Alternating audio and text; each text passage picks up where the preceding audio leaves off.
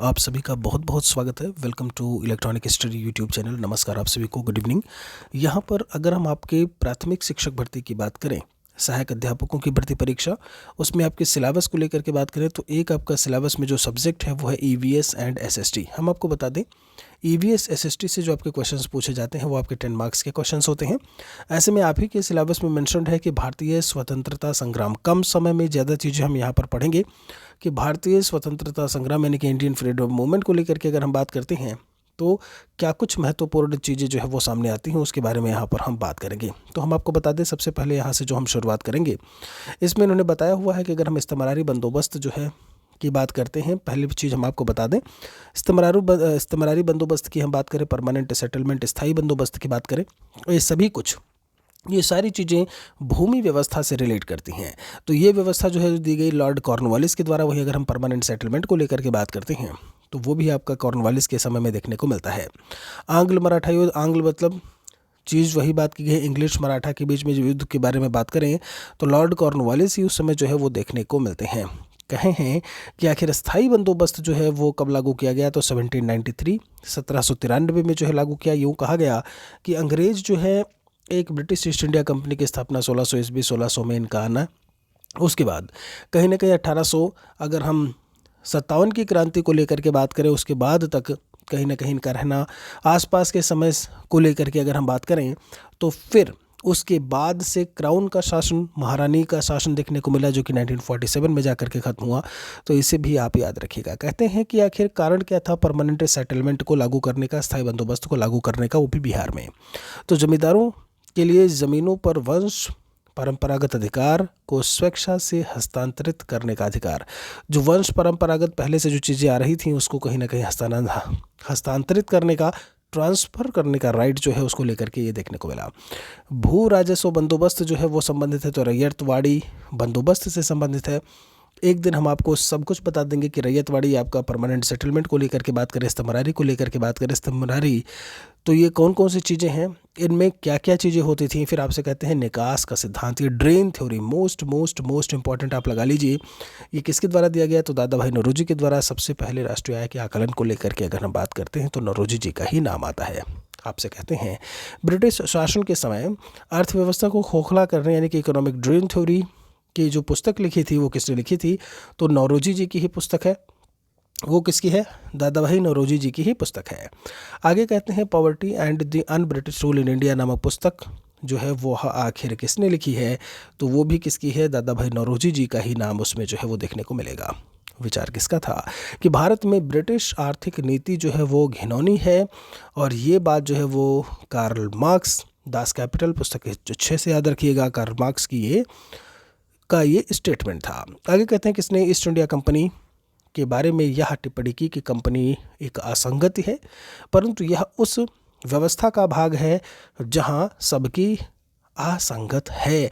ये है GB Macaulay का स्टेटमेंट। कहते हैं जब हम जब हम एनफील्ड राइफल्स की बात करते हैं तो चर्बी वाले कारतूसों का प्रयोग कब देखने को मिला, दिसंबर 1856। कहते हैं 34वीं बटालियन से मंगल पांडे जी थे, उन्होंने इसका विरोध किया था।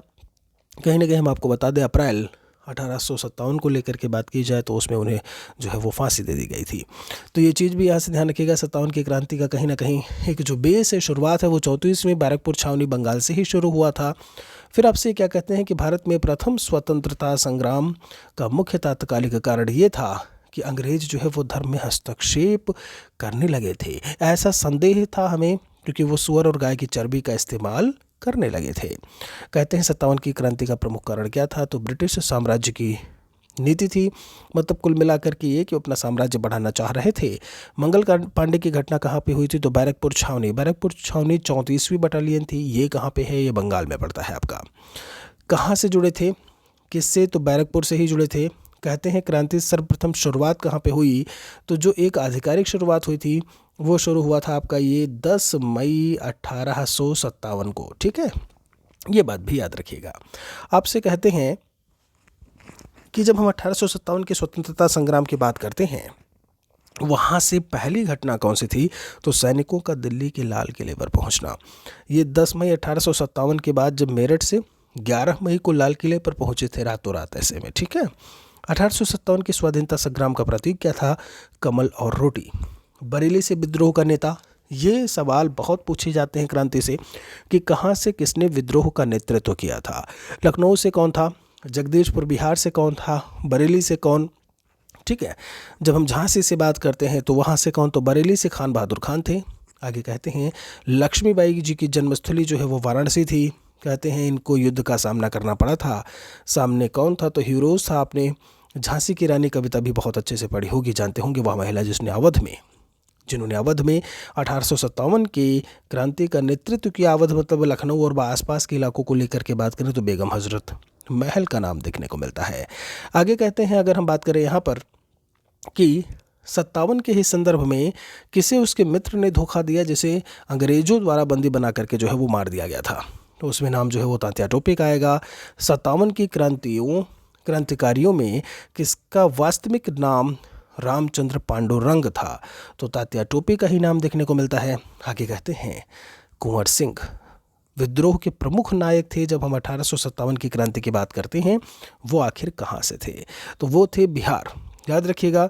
आगे कहते हैं आपके पटना के 1857 से नेता राजपूत कुंवर सिंह जी का नाम आता है। वहीं आसाम से दीवान मनीराम दत्त जी थे। आपसे इन्होंने कहा है 57 में जो है वो विद्रोह का बिहार में 15 जुलाई 1857 से 20 जनवरी 1858 तक केंद्र था। जो कुंवर सिंह की हम बात करते हैं जगदीशपुर बिहार से ही रिलेट करते हैं, क्योंकि जगदीशपुर के राजा थे। देखिए यहाँ पर एक एक चीज़ें बताई हुई हैं और ये ऐसे फैक्ट हैं कि आपको इन्हीं फैक्ट को याद रखना है, याद करना पड़ेगा। 1857 की क्रांति में अंग्रेजों व जोधपुर की संयुक्त सेना को पराजित करने वाला जो है वो आउवा के ठाकुर कुशल सिंह थे। 57 की क्रांति में अंग्रेजों का सबसे कट्टर दुश्मन मौलवी अहमदुल्लाह शाह फैज़ाबाद से थे। कहाँ से थे ये? फैज़ाबाद से थे। किस उर्दू कवि ने 57 के विद्रोह को देखा था? तो मिर्ज़ा गालिब का नाम आता है, सुप्रसिद्ध उर्दू शायर। गालिब का मूल निवास स्थान आगरा। फिर कहते हैं अगर हम 57 की बात करते हैं तो राजवंश ने अंग्रेजों की सर्वाधिक सहायता की थी, तो ग्वालियर के सिंधिया ने, वरना जीत ना पाते ये। भारत के शिक्षित मध्य वर्ग जो है 57 के विद्रोह से उन्होंने तटस्थता बनाए रखी, मतलब वो अलग रहे, वो उसमें शामिल नहीं हुए। फिर कहते हैं उस विद्रोह के समय भारत का गवर्नर जनरल कौन था? लॉर्ड कैनिंग था।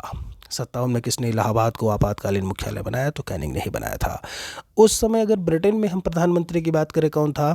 तो पामर्स्टन थे। 57 किस कारण से असफल रही? तो असफलता के कई सारे कारण हैं, फिर भी इनमें कहा सामान्य योजना, केंद्रीय संगठन की कमी, कोई एक सबका उद्देश्य अलग अलग होना, कोई एक बढ़िया योजना नहीं थी, आपस में संगठित नहीं थे, ये सारी बातें देखने को मिलती हैं। कहते हैं 57 के विद्रोह को एक षड्यंत्र जो है वो किसने बोला?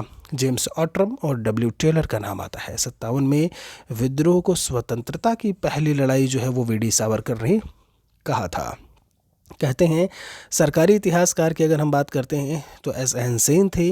विप्लव के कारणों पर कहते हैं 57 के विप्लव के कारणों पर लिखने वाला प्रथम भारतीय सर सैयद अहमद खान। इन चीज़ों को याद रखिएगा। यहाँ पर कुछ और चीज़ें हैं कि 57 के अगर हम क्रांति के बारे में बात करें तो एक स्टेटमेंट है आर.सी. मजूमदार का। कहते हैं ना प्रथम स्वतंत्रता संग्राम था, ना प्रथम, ना राष्ट्रीय, ना ही ये स्वतंत्रता संग्राम था। वहीं भारतीय प्रशासन को ब्रिटिश ताज के नियंत्रण में लेने की घोषणा जो है वो 1 नवंबर 1858, मतलब वो क्राउन का शासन, अभी स्टार्टिंग में मैंने आपको बोला था ना, तो क्राउन का शासन आ गया था। कहते हैं विद्रोह के दमन के बाद भारतीय फौज के नौ संगठन से संबंधित जो है वो आयोग कौन सा था? तो वो था पील आयोग। कौन सा आयोग था? वो पील आयोग था। कहते हैं 57 के विद्रोह के ठीक बाद बंगाल में कौन सा विप्लव हुआ? तो वो नील उपद्रव जो है उसके नाम से जाना जाता है। नील कृषकों पर लिखी पुस्तक नील दर्पण जो है उसके लेखक तो दीनबंधु मित्र का नाम हमें देखने को मिलेगा। तो फिलहाल के लिए इस वीडियो पर हम यहीं पर रुकेंगे। आगे की चीज़ें आपको शॉर्ट वीडियोस में चीज़ें मिलती रहेंगी। फटाफट चीज़ों को पढ़ते जाइएगा, याद करते जाइएगा। मेरे लिए कोई सुझाव है, सवाल है तो कमेंट सेक्शन में आप ज़रूर मेंशन करें। बहुत बहुत शुक्रिया आप सभी का।